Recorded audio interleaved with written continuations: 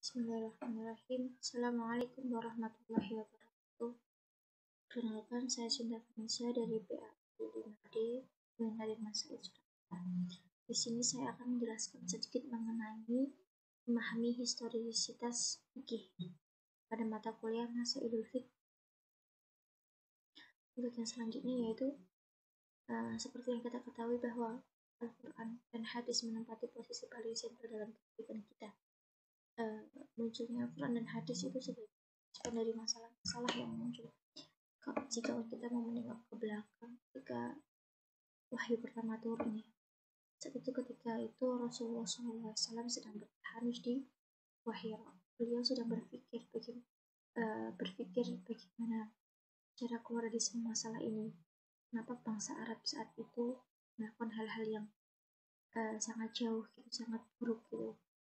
Nah, jadi Al-Quran muncul dan hadis sebagai respon dari masalah-masalah yang ada seperti itu ya. Untuk selanjutnya, substansi tasyrik dalam Islam, yaitu fikih atau hukum Islam tidak lepas dari faktor kondisi sosial para ulama yang membuatnya. Jadi memang hukum fikih tidak bisa terlepas dari mereka ulama-ulama yang membuatnya, karena faktor sosial lalu faktor masalah juga akan mempengaruhi pembentukan karakter dari fikih itu sendiri ya. Karena fikih kan hasil dari penalaran setiap manusia berdasarkan sosial kultural. Jadi berbeda-beda fikih yang akan dihasilkan satu orang dengan orang yang itu akan berbeda. Satu fikih yang ini tidak, semisal satu fikih tidak bisa digunakan di fikih yang lain. Jadi semisal di sini menggunakan fikih yang ini, belum tentu fikih yang digunakan di daerah ini bisa digunakan untuk daerah yang lain, karena memang kondisi sosialnya, kondisi masalahnya itu juga berbeda seperti itu. Untuk selanjutnya dalam pembagian hukum Islam, itu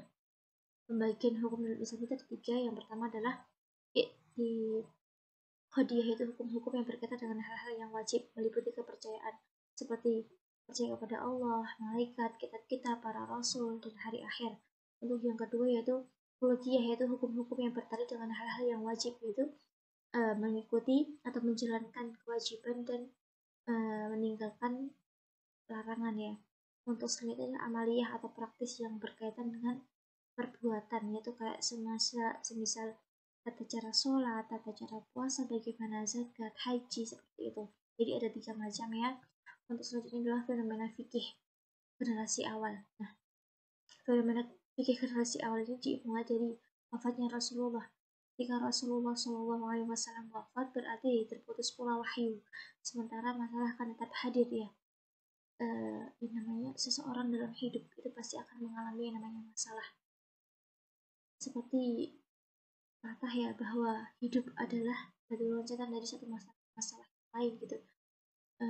Semisal kamu hari ini menyelesaikan satu masalah, maka akan muncul satu masalah baru lagi, seperti itu terus.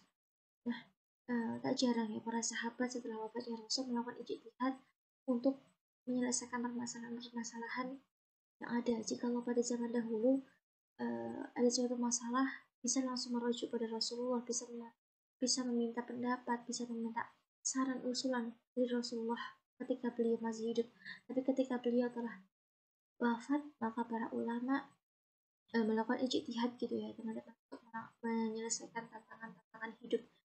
Tentunya ijtihad ini tidak terlepas dari koridor syariat, yaitu dengan merujuk pada nas-nas agama dan dengan menggunakan ra'yu melalui prosedur ijtihad yang sesuai, seperti itu.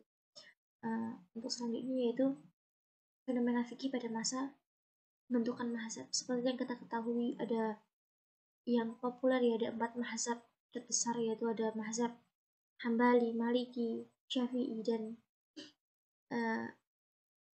Hanifah ya.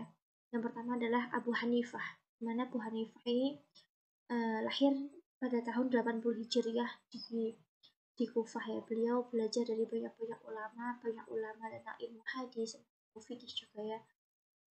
Oke, yang selanjutnya adalah Imam Malik atau mazhab Maliki. Beliau lahir pada tahun 93 Hijriah, berguru kepada ulama Madinah pertama kalinya. Ia belajar dari Abdurrahman ibnu Humus. Ia termasuk salah satu imam hadis yang terpercaya. Selanjutnya adalah Imam Syafi'i atau mazhab Syafi'i ya. Beliau tuh terkenal dengan kitab-kitabnya yang sangat banyak. Salah satunya adalah usul fikih, yaitu kaidah-kaidah yang diikuti ulama dalam proses pembentukan kesimpulan hukum-hukum fikih ya. Beliau tuh juga sangat aktif di fikih. Yang selanjutnya adalah Hambali ya. Hambali juga terkenal dengan syarah-syarah hadisnya. Untuk yang selanjutnya yaitu yang tadi ya, karena berbeda maka dalam zamannya juga akan menghasilkan fikih yang berbeda pula. Kalau Imam Abu Hanifah tadi hidup pada masa perpindahan dinasti Umayyah ke dinasti Abbasiyah, maka bisa dipastikan banyak perbedaan fikih ya yang terjadi di antara keempat mazhab tersebut, karena memang terlahir di daerah yang berbeda, kondisi sosial, kultural, budaya yang berbeda juga akan menghasilkan hukum fikih atau yang berbeda juga. Nah, selanjutnya itu ketika pintu ijtihad tertutup. Nah, apa saja sih yang menyebabkan pintu ijtihad itu tertutup? Nah, pada saat masa itu ya, penyebabnya yaitu adanya perkembangan kajian fikih pada masa kodifikasi tadwin. Apa sih masa kodifikasi tadwin itu? Yaitu masa di mana adanya upaya untuk menyimpan khasanah ilmu pengetahuan. Jadi pada masa itu tuh karya-karya para ulama-ulama besar itu dikumpulkan menjadi satu seperti itu. Nah, itu di satu sisi itu memang baik karena untuk menjaga ilmunya, untuk menjaga kemurniannya, tapi di satu sisi juga akan membuat ulama-ulama setelahnya merasa cukup dengan yang tersedia. Jadi ulama-ulama selanjutnya itu sudah merasa cukup karena sudah sudah ada gitu pegangannya, panduannya seperti itu. Jadi mereka tidak melakukan ijtihad lagi seperti itu. Yang mereka lakukan yaitu mensyarah hadis-hadis, lalu mensyarah kitab-kitab fikih gitu. Apa namanya? Tapi ketika tidak selamanya, tidak semuanya pintu ijtihad itu tertutup. Hanya saja pintu ijtihad yang independen yang tertutup ya. Tapi untuk ijtihad fi al mahzab ini tetap berjalan, yaitu ijtihad dengan koridor mahzab yang benar. Nah, selanjutnya itu mengembangkan ijtihad independen. Nah, di sini pengembangan ijtihad kan independen, mutlak ya. Jadi dibagi menjadi 3 dimensi, yaitu ada satu, pertama dimensi masa lalu, yang kedua adalah esok hari, yang ketiga adalah dimensi sekarang. Oke, untuk selanjutnya yaitu Islam di Indonesia adalah Islam yang majemuk.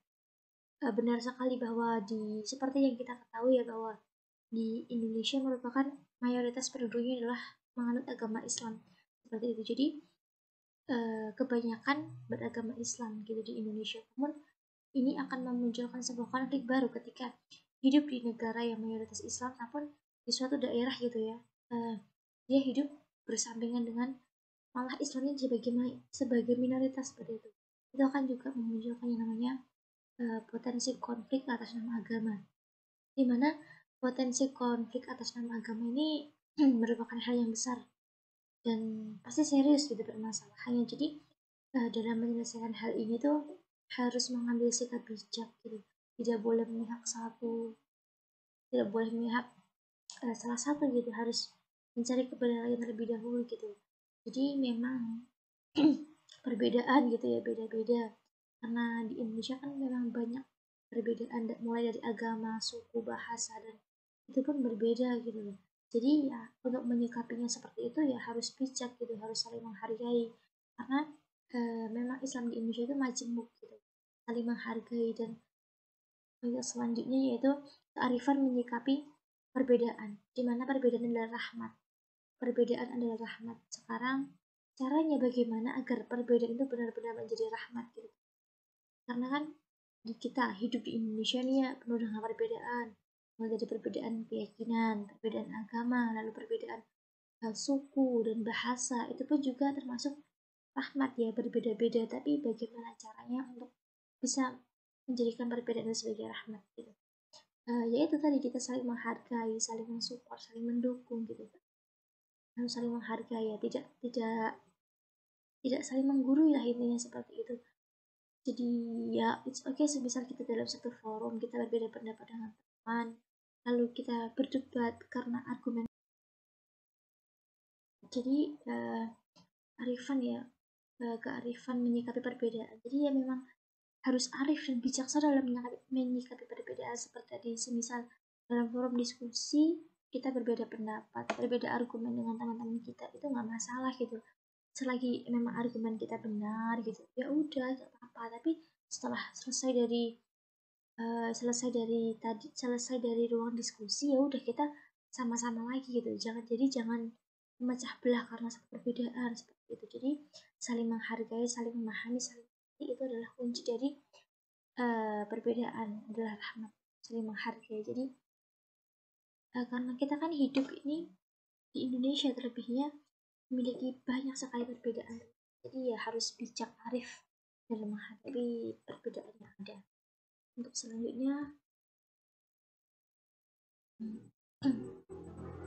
untuk yang selanjutnya itu urgensi perumusan fikih Islam Indonesia, fikih Islam di Indonesia ya. Nah, era globalisasi adalah era yang menurut Islam diterjemahkan menjadi rahmat bagi seluruh masalah global dan informasi. Nah, jadi itu dalam era seperti ini Islam itu sangat dituntut, maksudnya kita itu sangat dituntut untuk memegang kuat agama masing-masing seperti agama Islam ya. Syariat kita harus kita pegang di era globalisasi, di mana sebuah masalah yang akan semakin banyak, tuntutannya semakin banyak. Jikalau kita meninggalkan namanya agama, meninggalkan syariat, itu tidak benar ya, itu tidak termasuk orang-orang yang selamat ya. Karena di era globalisasi seperti ini itu banyak masalah-masalah yang timbul gitu. Dengan masalah-masalah yang banyak, kita harus menyelesaikan masalah itu bukan hanya dengan kemauan kita sendiri, tapi juga harus berlandaskan dengan Al-Quran dan hadis yang sebagai pedoman hidup kita. Nah, untuk selanjutnya yaitu seperti itu ya teman-teman. Barakallah, terima kasih. Jika ada salahnya, maaf. Jika ada lebihnya, jika ada baiknya, itu datang dari Allah. Ya, oke. Wassalamualaikum warahmatullahi wabarakatuh. Terima kasih.